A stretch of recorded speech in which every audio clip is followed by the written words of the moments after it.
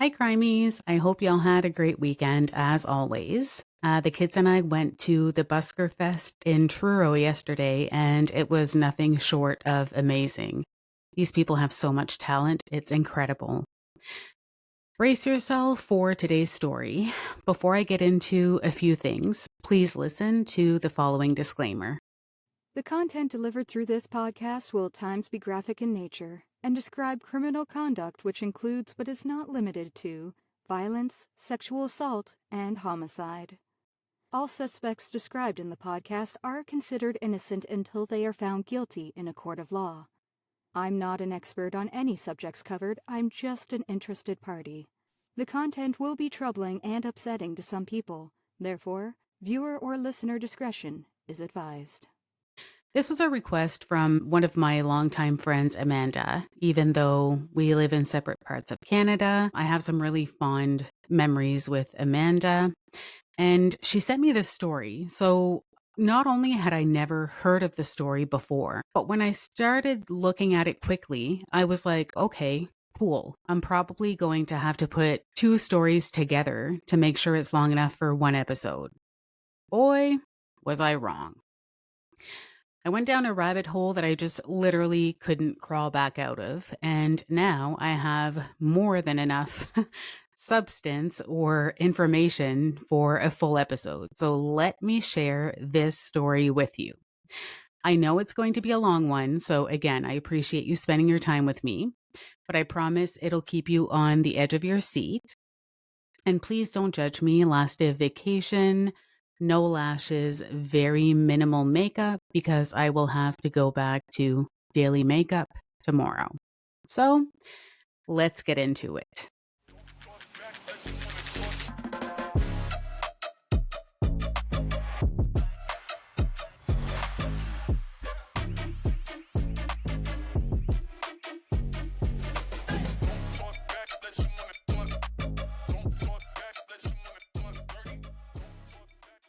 Ian and Nancy Blackburn lived in an upscale neighborhood in Toronto, Ontario. Ian was in the real estate business, and Nancy was a public nurse. A little bit about Toronto. In 1992, the city hosted the Toronto International Film Festival, where Quentin Tarantino's Reservoir Dogs premiered, and the Toronto Blue Jays won their first World Series. So that was definitely one for the books. I usually cover smaller places in Canada, but in 1992, the population of Toronto was approximately 3,904,000. Again, hard no for me. That's way too many people. I'm like giving away my age here, but I was in Toronto many moons ago for a New Kids on the Block concert, believe it or not. We stayed in a hotel room and it was so much fun. There was so much to see and so many things to do. But because we only stayed there 2 nights and 3 days, we were limited in what we could see. And one of my biggest regrets is that Pink had a concert at Much Music the next day and I missed it because I had to fly home. Okay, so I digressed. Sorry, back to my story. Family hadn't heard from Ian or Nancy in a few days, which was kind of unusual. So Jamie Osborne, who was a relative, got a call from his dad asking him to go check on Ian and Nancy just to make sure that everything was okay, because again, it was kind of unusual for them not to hear from the couple. So it was kind of like a welfare check, I guess. So Jamie makes his way to the Blackburns, not thinking much of it, but wanting to put his dad's mind at ease. So when he gets there, the first thing he notices is the car in the driveway. But the Blackburns had 2 vehicles. So even though it was a little odd, it wasn't really alarming in any way. So when he made his way up to the front step, that's when he noticed that about 4 days worth of newspapers weren't brought into the house. And that was kind of odd because, like most people, shortly after newspaper deliveries, they get brought into the house to get caught up on current news. Or if they're out, they get brought in after. But 4 days worth, that set a small alarm. I mean, even me, how many people do you know at the time paid for a newspaper subscription just to leave them outside and not read the news? Makes no sense. So Jamie rang the doorbell a few times and he waited and waited. but nobody came to the door. So this is when he started to feel just a little bit uneasy. So there's one car missing, the Blackburns are at home, no big deal. The newspapers, kind of a red flag. So it kind of started to feel like something just wasn't quite right. So after a few minutes of waiting at the door, realizing no one was coming to answer no matter how long he was going to stand there, Jamie decided that he would go check the car to see if maybe he could find packed suitcases or any other clue as to where the family was. So he peeks through the car window and notices a tissue with what happens to be blood on it. And just a quick side note here. Later on, it's discovered that the blood on the tissue belonged to a third party. So it wasn't Ian or Nancy's blood, but it belonged to somebody else. And the tissue, you just need to understand that the tissue wasn't saturated with blood. So even that wasn't really an alarm. My kids have nosebleeds quite frequently. And if I saw a bloody tissue, I'm not sure that for me personally, it would trigger feelings of worry or uncertainty. So when he decides to go check the trunk, again, to see if there's any packed suitcases or any other clues as to where the Blackburns may be, everything changed. Jamie opened the trunk of the car. Maybe you've guessed it by now, maybe not. But instead of finding suitcases perfectly packed for a beautiful trip, he finds the bodies of Ian and Nancy Blackburn carelessly stuffed in the trunk of Nancy's car. He reports back to his dad with his findings, and the police are called. So during this time, there was a person who was named the House Hermit because he would basically squat in unoccupied cottages at his leisure all winter. When cottage owners returned, they would find odd and disgusting evidence that someone had been living in their space.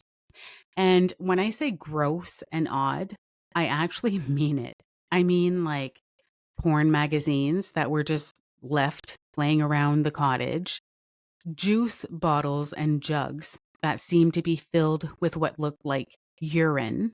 Yep, you understood right. Piss.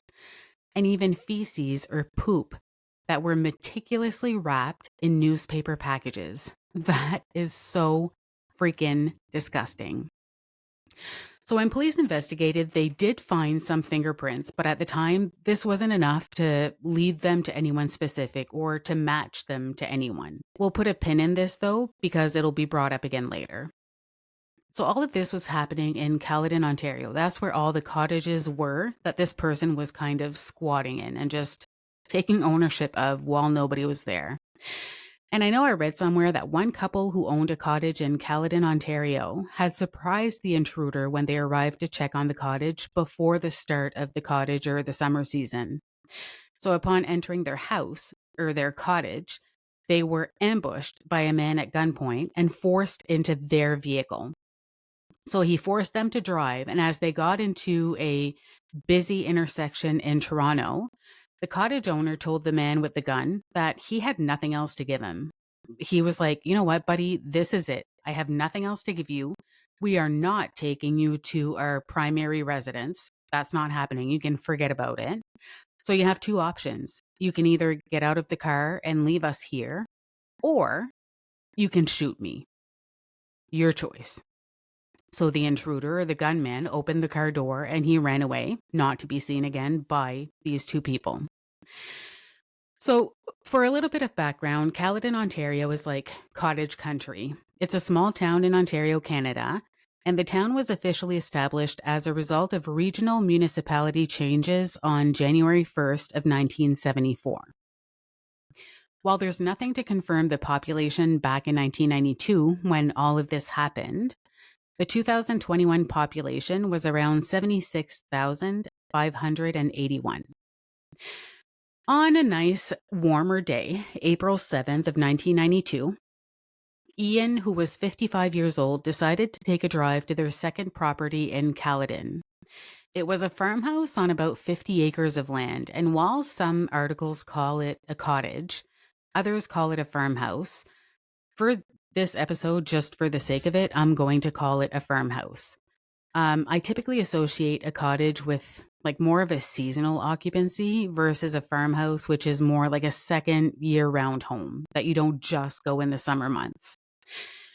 So Ian arrives and he enters the home, but almost as soon as he enters, he's bound and attacked by an intruder. Ian, now defenseless, is told to call his wife, who stayed behind at their Toronto residence, to come and join him. Can you imagine having to make that call to your partner, knowing what they're coming home to? As a side note here, to explain the relationship between Ian, Nancy, and the intruder, there was a man who had reached out to the Blackburns because he said he restored old buildings and he was interested in purchasing a farm building on their property. So it was like an octagon farmhouse, and this was obviously prior to this kidnapping. So because they knew this intruder, maybe that's what Ian used to get his wife over to the farmhouse. I honestly don't know. And I guess we'll truly never know because that's what detectives assume happened based on the evidence at the scenes. After speaking with her husband, Nancy, who was 49 years old, made her way to the farmhouse to meet with her husband as they had discussed during the phone call. The only difference was that this time, the intruder was ready and waiting on the other side of that door. As soon as she walked in, she was attacked and she was told to strip down and remove all of her clothing. She was then hogtied and sexually assaulted. It's believed that allegedly after this, she was badly beaten and choked to death while her husband was forced to watch what was happening to his loving wife. This is a whole new level of sick. This wasn't the end for Nancy, unfortunately, because the next part is like next level. The intruder takes Nancy's lifeless body, stuffs it carelessly into the trunk of her own car, and orders Ian at gunpoint to drive back to their Toronto home with his wife's deceased body in the trunk. This is disturbing.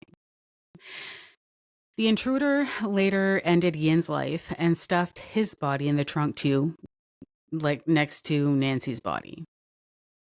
In an autopsy later, they found multiple blunt force injuries on Nancy's body. She was covered in bruises and had ligature marks on her mouth, wrists, ankles, and neck. Ian also had ligature marks on his body and blunt force injuries to his neck. Initially, police had no leads, and they had no idea who this person was or where they were. But remember how this person was leaving nasty surprises for returning cottage owners in the Caledon area? Well, during their investigation, police later found garbage bags that had been thrown in a ditch, and when they opened them to examine the contents, they found the same surprises that were left in cottages in the area. So there were bottles of juice filled with urine, food wrappers, feces wrapped in little packages, and with all that, they found like military writings that were broken down into lists. These military writings made no sense to investigators and probably would have made zero sense to me either. I know nothing about the military. But because they were similar to evidence found in the cottages, eventually they decided to release them to the media on the off chance that someone would recognize them and that they would be able to identify this perpetrator. Once these were released, Alison Shaw recognized the weird, sort of odd writing style of this person and reached out to police. What a fluke. She explained that her and her husband had briefly been in business with this known antique dealer named David Alexander Snow. And this was him. She was 100% sure. This is when he was dubbed the Cottage Killer. When police searched the farmhouse, there wasn't really much evidence. They didn't find anything other than a few blood drops. I think they were even outside. And the really weird thing is that they searched David's house because, yes, he had his own house. So I don't know why he was squatting in cottages. Maybe it was just like a sick fantasy. I have no idea. But he did have his own house. And when the detectives searched the house, they found boxes and boxes of military books. And they find not only pornographic magazines, but they also find like cutouts of some of these magazines. So he had cutouts of women's body parts and he had them organized or categorized. So gross. I mean, all I can picture, I haven't seen what the evidence looked like, but all I can picture is like a section for arms, one for legs, one for torsos or breasts, and you can just imagine the rest. Ew. Police also confirmed he spent the majority of his time living in the attic in his own home like a squatter or a fugitive. I found that so bizarre. So they found a mattress up there with a frying pan, a light, etc. Like he was literally living in the attic in his own house. What about the rest of the house? I don't get it. There was antiques and other things on the main level, but he definitely occupied the attic. This is also where police found a picture of the old barn, the one that belonged to Ian and Nancy, which is what led them to believe that he knew the couple prior to taking their lives. Great. So they knew they were looking for David Alexander Snow, but where was he? An extensive search and manhunt was started to find this guy before he could reoffend, because clearly he's not messing around. In June 1992, a Canada-wide warrant was issued for David Snow, and he was also named as the prime suspect in the double murder for the Blackburns. While they canvassed door to door, people who knew David or knew of David were clearly expressing that they really didn't think that David was capable of such horrific crimes. Surprise! So while the police have searchers and helicopters in the Caledon area, and they're trying everything they can using all the resources they have available to them to try to locate David, they have no idea that David obtained a Via Rail CanRail pass and has made his way to the Vancouver area of British Columbia. June 29th, 1992. A 26-year-old store manager was alone in the clothing store, getting ready to lock the door and head home after her shift. But the last hour or so before the end of her shift, this man who smelled terrible came in the store and told her that he was looking for gifts for his family. And when I say the man smelled terrible, he was disheveled, his clothes was stained, wrinkled, and dirty, and she could literally smell him before she saw him. So he reeked. No other word. So he came in and out of the store a few times, but he never ended up making a purchase. So closing time came around and the woman locked the door. But the foul-smelling man was there asking her to let him back in because he had finally decided what he wanted to bring back home for his family. She reluctantly lets him in, and once inside, he drew his gun and forced the manager to a back room in the store where he made her remove all of her clothes and began sexually assaulting her. But then, out of nowhere, there was a noise at the front of the store. Essentially, David goes to investigate, and while he's away, the woman takes this opportunity to escape the store. She finds herself in broad daylight, screaming, bound, and naked. She's rescued and returned to safety, away from the intruder. But even with a really clear description of the man, they treat this as an isolated incident, not putting two and two together.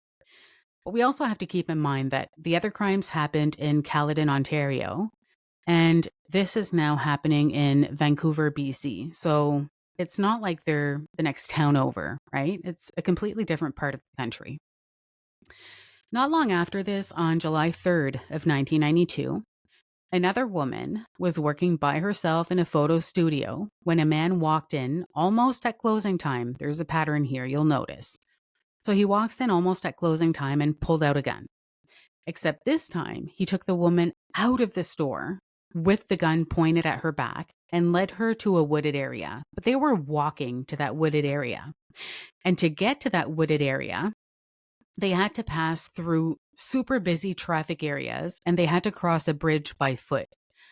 So that means that thousands and thousands of people probably saw this, but they had no idea what they were actually seeing, or nobody was cluing in. I mean, when would you ever think that somebody's being abducted in broad daylight? That's pretty ballsy.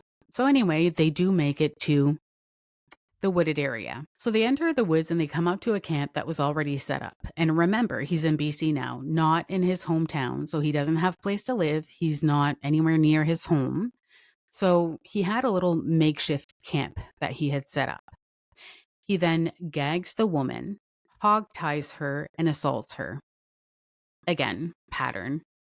He doesn't assault her once, not twice, but up to 4 times daily for the next 8 or 9 days he kept her captive. And to put this in perspective, just the distance from where the camp was versus where busy streets in Vancouver were. I know I live in the country, but I can see my neighbor's house across the street. Even though they're set back a little further, not like in town, I can still see them.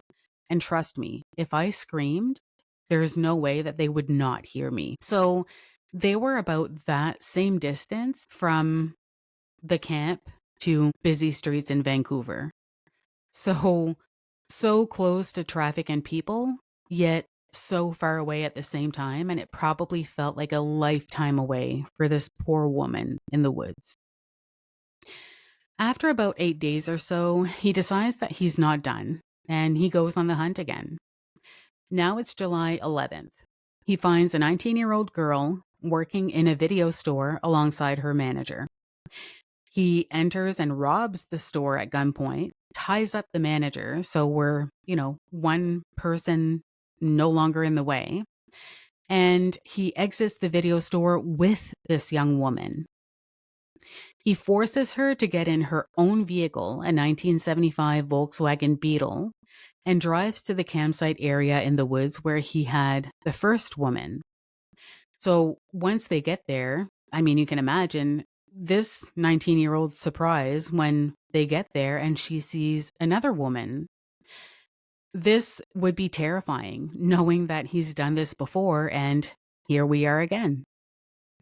She not only notices the other woman, but she notices that this woman is tied to a tree. So the man takes the second woman to a different location in the woods. But meanwhile, the cops are looking for this woman and her car because really it's the first time that they have something solid they can look for, a vehicle. The police also realize that if his crimes are partially sexually motivated, then he would need to do that in a remote or more private or secluded area. So they start looking in wooded areas nearby to see if they can find this woman's vehicle. And they do. Police find her car on a back road near Mount Seymour, but even after searching the nearby area, they find nothing to indicate where this woman could be until. As they're searching, all of a sudden, they hear an ear-piercing scream that sounded like it was coming from pretty close by. They enter the dense woods in the direction of the scream, and they do see a young woman who was reported missing. This young woman with the missing vehicle. So now they know where the vehicle is, and they found the victim. Even though she had clothes on, she had been tied to a tree, unable to free herself. And as they're checking to make sure she's okay and untying her from the tree, another scream was heard, and again, pretty close, but in a different direction. So the second officer runs in that direction to find a woman, again, tied to a tree. She was the one that had been missing for 8 or 9 days. She had a completely blank stare, no emotion, and she was unresponsive. Once the women were in a safe place, once again, as a previous woman did before, they provided police with a very clear description of the suspect and told them their stories from start to finish with amazing detail. This is when they figured out who this dangerous man was: David Alexander Snow. Now, the pressure is on. David's aware that police are onto him and he needs to find a hostage or something that will keep him from being captured. Like he's running out of time. So this time, similar to previous crimes, he finds a woman who's closing her restaurant. As she has done a million times before, after closing duties, she sets the alarm, exits the restaurant, and carefully slid the key into the lock and turned. When she turned around to leave, she was instantly face to face with a man who was holding her at gunpoint. David, thinking he was smart and that he was going to ever so casually just take what he wanted again, forced her back into the restaurant. This time, the joke would be on him, though. He had no way of knowing that by entering the restaurant again, it would actually trigger a silent alarm. This would send notification to the alarm company, who, as part of their protocol, would then call the restaurant employee to confirm whether they were okay or if they needed assistance like police, ambulance, etc. So when they called, the woman picked up, but she was instructed by the gunman to tell the alarm company employees that everything was fine. No help was required. During this phone call, the alarm company employee was asking the woman questions, but her answers were not coherent with what she was being asked, and it made no sense. So because of that, they had a conversation with their supervisor and decided that calling the police to get dispatched to the restaurant was the proper course of action. Something just did not seem right, and something was off with the entire conversation. So good job, alarm company employee, honestly. Unknowingly to David, police were on their way to the restaurant to investigate. But in the meantime, he had time to take the woman through the restaurant and out the back door. So they were sort of in an area that was dark behind the restaurant. And you guessed it, he assaulted and beat her. But after that, David grabbed a bag and slid it over the woman's head. He then grabbed a wire that was close by and wrapped it around her neck. He was twisting this wire tighter and tighter, and literally a few breaths away from death, police found him and yelled at him to let go of the victim. Game over, David. Game over. David was arrested on July 12th, 1992, and he did plead guilty to all the charges against him because he had, I think it was a total of 15 or 20 charges, including the murder. The request was put forward for David to be declared a dangerous offender. During that court hearing, his brother Victor Snow seemed to have a lot to say about his brother David. In a Toronto Star article dated March 19th, 1993, Victor Snow, David's older brother by 8 years, said that David was a walking time bomb who rejected pleas to stabilize his life and seek psychiatric help long before the assaults on women committed in BC. So he was a loose cannon, many years before this ever happened. Victor, who was a Toronto corporate executive, said, quote, "He basically laughed at me," end quote. The article states that David was always in a rage with somebody he worked for. And with all the evidence and testimonies presented, the status of dangerous offender was granted in a provincial court hearing. Very few criminals are declared dangerous offenders. It's a serious status to attribute to a person. And in Canada, the dangerous offender definition is the following. And I'm going to read it for you because I don't know it off by heart. It's a designation in a legal determination made by a court, resulting in an indeterminate sentence for individuals convicted of serious personal injury or sexual offenses who pose a significant and ongoing threat to public safety. This designation aims to protect the public by incapacitating individuals deemed to be at high risk of committing further violent or sexual offenses. So just to add to that, an indeterminate sentence means that basically the offender can be held in prison indefinitely. I also didn't know that their status is usually reviewed by the National Parole Board every 3 years. So I found that pretty interesting. So every 3 years, that means you're a pretty bad dude if you're kept in there indefinitely. And just a bit more information about David. He was a business owner, believe it or not, and he ran a few antique shops in the Orangeville area. And being a business owner doesn't mean he was a successful one, though. He wrote bogus checks, and his brother Victor had to get him out of debt more than once. David caused his family crazy amounts of stress, and he refused to shave, shower, or cut his hair. So stinky all the time. When Victor asked his brother if even just that alone was wrong, David replied, quote, "I am what I am, That's me. End quote. He would just never ever admit that he needed help or believed that he needed help. And remember the woman who initially identified David by his military style writing earlier? I also mentioned earlier that her and her husband were in business with David for a short time. So this business partnership ended in 1991 when they were left with a debt of $2,600 from David. And I know, like, maybe today in 2025, 2,600 bucks sounds like peanuts because everything is so freaking expensive. But in 1991, 2,600 bucks was quite a bit. And either way, matter of principle, pay your crap.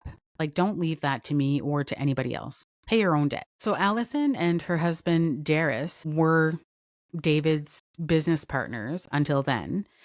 And I mean, before this, they weren't just business partners, they were pretty good friends. Darius often had David over for supper with his family, and David often babysat Darius's daughter when he sometimes took his wife out for breakfast or lunch. This doesn't even sound remotely close to the same David that we've been discussing so far, right? Honestly, this last part anyway. So, July 18th, 1997, David was convicted and found guilty of 2 counts of first-degree murder for the deaths of Ian and Nancy Blackburn.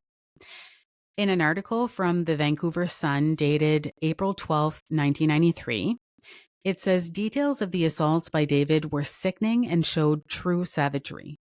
The article goes on to question whether readers should be exposed to details of the assaults. One reader even wrote in from Langley, BC, and they wrote, quote, "I'm so horrified by the misery recounted by Ms. Pemberton that I don't know what to say, really. Except, yes, I agree. The ugly details should be revealed. Perhaps. The publishing of such details will cause other people, women, girls, men, boys, to be more aware." End quote. So this concludes our story, right? Not even close, my friends. Not even close. Then on June 19th, 2025, so yes, literally just a month ago, David got arrested and charged with another first-degree murder, which is how this entire episode research started for me. As I said at the very start, my friend Amanda reached out and she was like, "Hey, I have this story of a guy who was arrested for murder 34 years after he committed the murder." So that's when I thought, okay, short episode, I'll cover it. So this recent charge, which is all alleged because it has not been to court yet, dates from 1991. Yeah, that's right. A year prior to everything he did in 1992 and what he's currently in prison for. Initially, I was like, wow, this is going to be an interesting story to cover. Like, I wonder how someone feels when they've been living their best life after not being caught for committing murder. But that's also when I discovered that David was not living his best life at all because he was already serving time at the Bath Institution. So I really don't have much information about the 1991 murder because obviously it's an ongoing investigation and they can't share evidence until after he's potentially convicted in a court of law. That being said, I will definitely share what I have and what I know. Angeline Josephine Quinnell was 40 years old when she went missing from a small place called Apsley, Ontario. So that's not too far from Peterborough. Just to describe Peterborough a little, between 1971 and 1991, there was a population increase of 45.4%. So the population almost doubled in that period. In May 1991, the Peterborough Museum and Archives repatriated skeletal remains to the Curve Lake First Nation community, and this marked a significant moment of history and rights. It's located about 125 kilometers from Toronto, and in 2021, a census indicates the approximate population to be around 83,651 residents compared to 98,060 residents in 1991. So the population decreased a little bit. Angeline was last seen around 12 noon in Peterborough, Ontario on October 7th of 1991. So this was, again, a year before everything that David was convicted for. 2 days after, the OPP, which is short for the Ontario Provincial Police, announced that she was missing. They conducted extensive searches of nearby areas, but even with these extensive searches, they weren't able to locate her. I had to Google the distance between where she went missing and where her vehicle was found, because on November 10th, her abandoned vehicle was found in a quarry in Bancroft, Ontario. So, where the vehicle was found was literally about an hour and 20 minutes away from where she was last seen in Peterborough. So, it is far, but at the same time, it's really not that far. So, naturally, after finding the vehicle, police thoroughly conducted another search of the nearby area for this location once again. This time, they did find some of her personal belongings, no specific items, but still, there was no sign of the victim. Unfortunately, this all changed 5 days later. On November 15th, a hunter found a body on McCoy Bay Road, and it was confirmed to be Angeline. They were also able to determine that she had been the victim of a homicide. The police did not share what evidence led to David being charged for this murder, evidently. But if you think of it, it has to be pretty damning evidence to charge someone with first-degree murder. Because for first-degree murder, they need to be able to demonstrate that he had either planned or premeditated this act, because that's the difference between first and second-degree murder. I have so many mixed feelings for this family who had no answers regarding what happened to their loved one for 34 years. I'm so happy in a way that he wasn't out on the streets to either terrorize other victims or to live a great life, honestly. He was already living a meaningless existence behind bars. He's going to remain in custody, obviously, until the court hearing on August 12th, 2025, which is coming up literally like next month. Obviously, he hasn't been tried in court yet, and he has not been proven guilty for the murder of Angeline.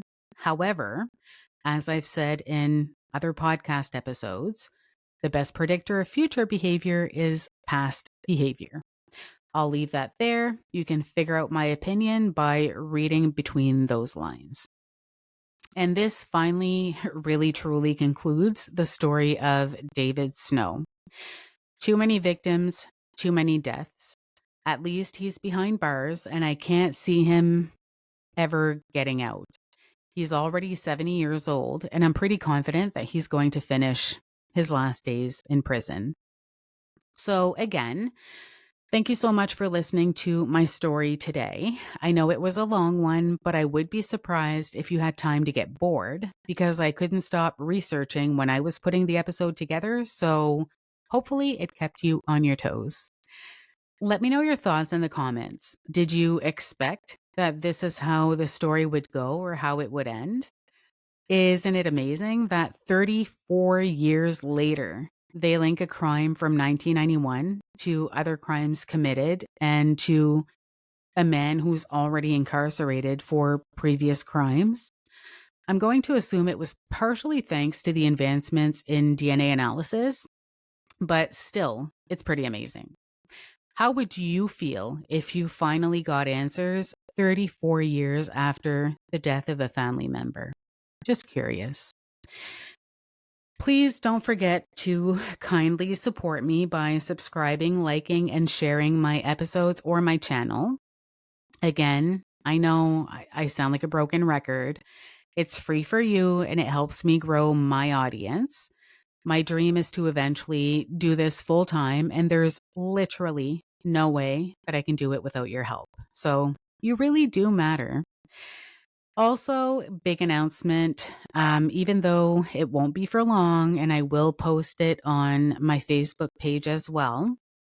For the rest of this summer, until school is back in, I'm only going to be releasing an episode bi-weekly, so every second week.